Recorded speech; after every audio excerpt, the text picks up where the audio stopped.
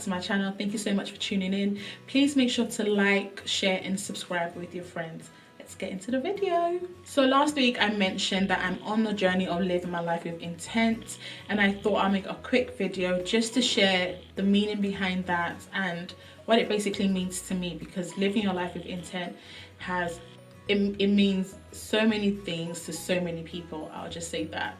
So I'm just gonna explain it from my view, most importantly because I'm a Christian, so you can just understand how I incorporate that with my faith as well.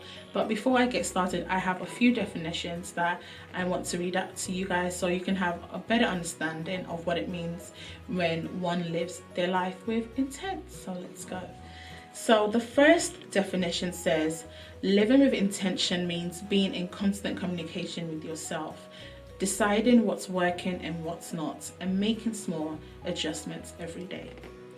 The second definition is from a Christian point of view, and that says intentional living is co-authoring your life with the creator of the universe, God, to make your highest contribution to yourself and to the world. The last definition I have from Google says, when you are intentional, you choose to make decisions and take actions on what really matters to you. Being intentional means getting clear about what you want to achieve.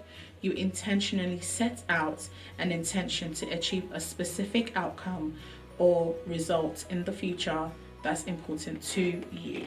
So the best way to describe this is, for me, living a life of intent simply means living a life with purpose, living a life of purpose, living a life that matters to you.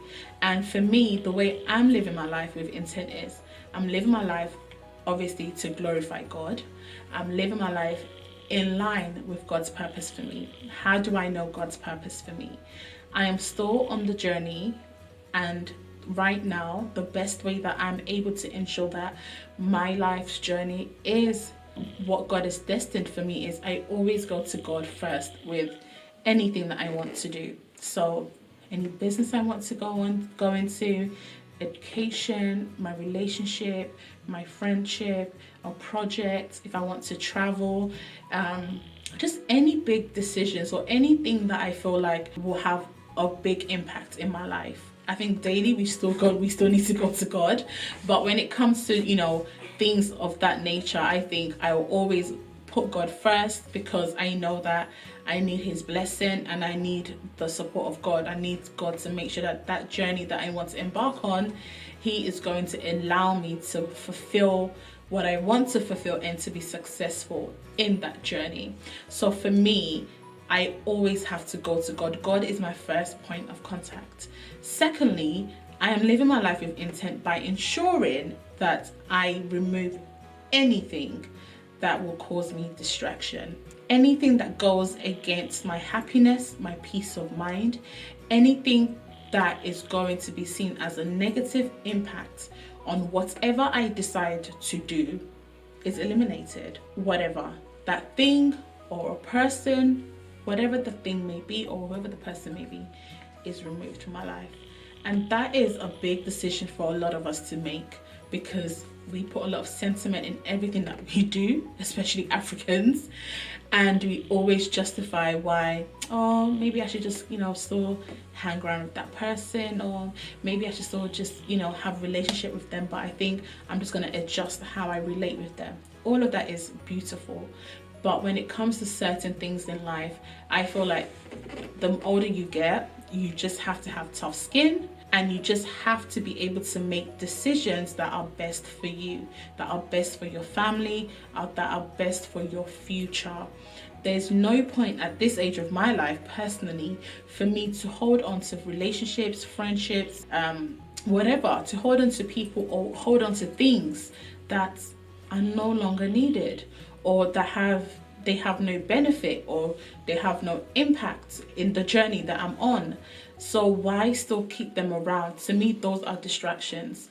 To me, I've gotten to a certain point in my life that I'm intent about everything that I am doing. Like I said, I'm intent in regards to the people that I hang around with, the people that I don't do hang around, but I mean the people that I relate with, my friends. Basically, I don't have a lot of friends, and that is by choice and then not by choice. I think as I've grown, I've just realized that, you know, when it comes to friendship, I am not I'm not that one person that has like a lot of friends. I may know a lot of people, but you know, I'm not like, I don't have that big social gathering, but I do have friends that, you know, we can have really, really good, meaningful conversation. Yes, we also, you know, have laid back moments where we just talk about different things, we gossip, we do all that kind of stuff, but a lot of our conversations is really in line with our growth, you know, in our own different sectors. So we have those kind of conversations. If I see something that will benefit my friend that has absolutely nothing to do with me, I will ensure to let her know or let him know. Likewise, I would hope that that's the same thing that they're doing for me. And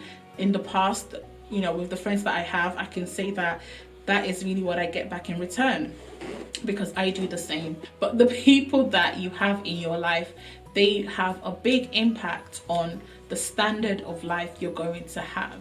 The people that you have in your life can almost determine the outcome of what you're going to get in life.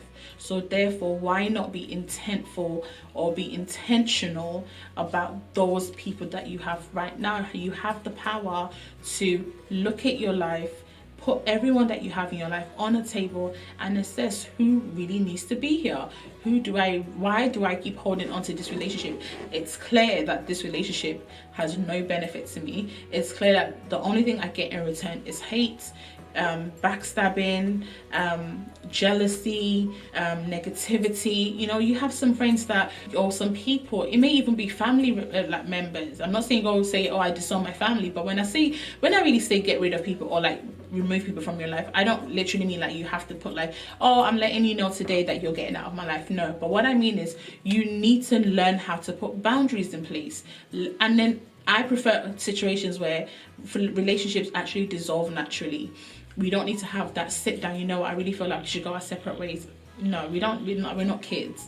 Relationships will dissolve naturally. The person is smart enough to realize that you are changing, and the way of life or the life that you want for yourself, it's not in line with how things used to be.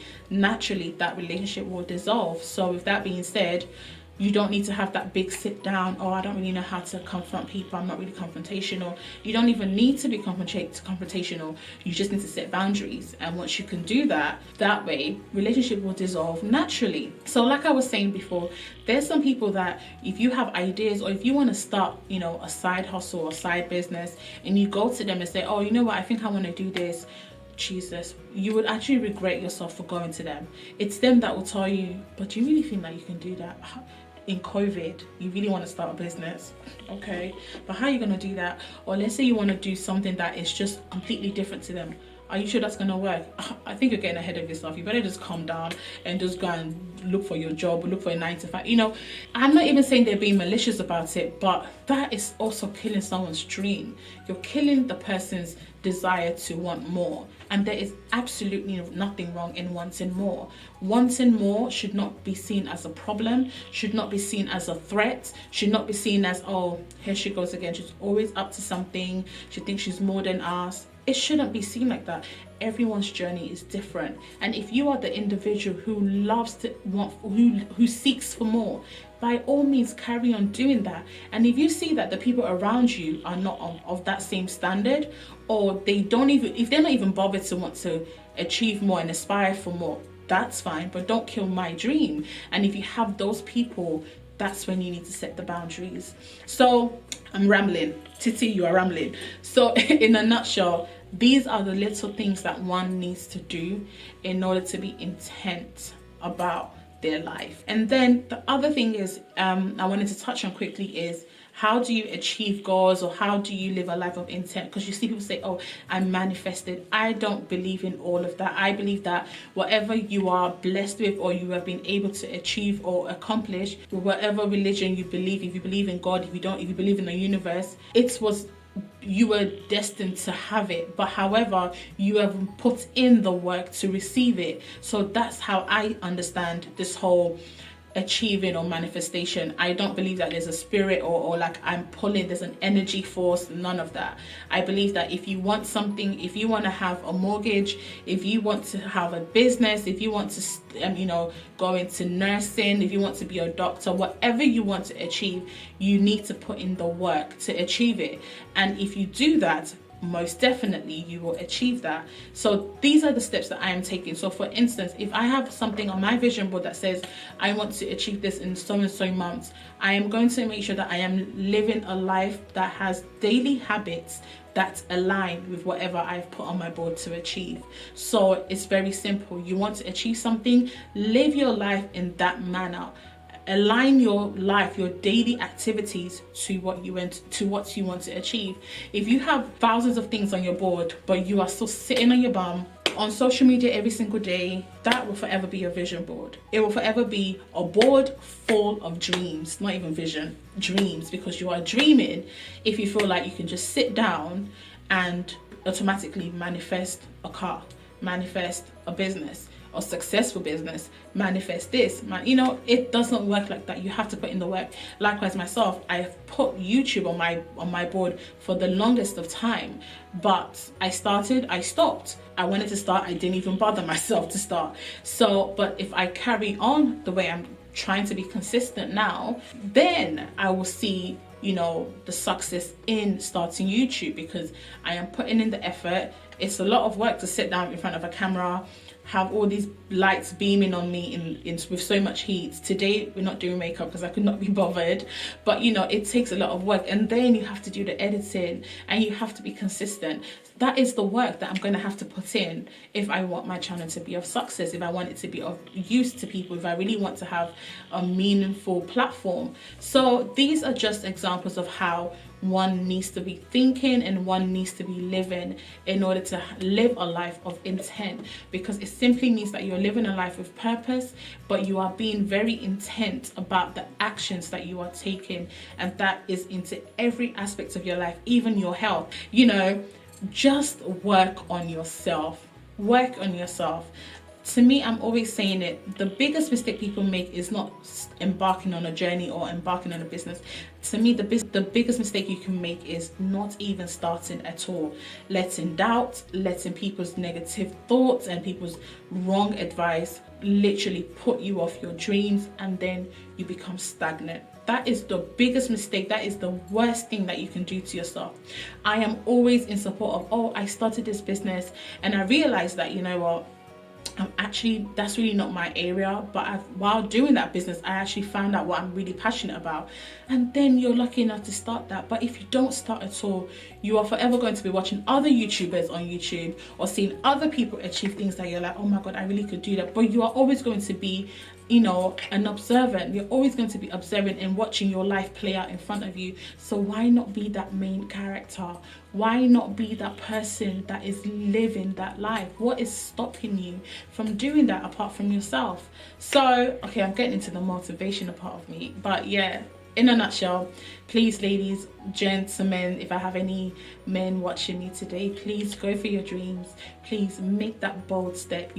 I promise you, you have absolutely nothing to lose. So I am right here for you guys. Anytime, just message me, send me a message on Instagram, send me a message on YouTube. I am more than happy to support whatever journey it is that you want to embark on and add my own little 2 cents. So that's it for today, guys. Thank you so much for tuning in, and I'll see you guys next week. Take care. Bye.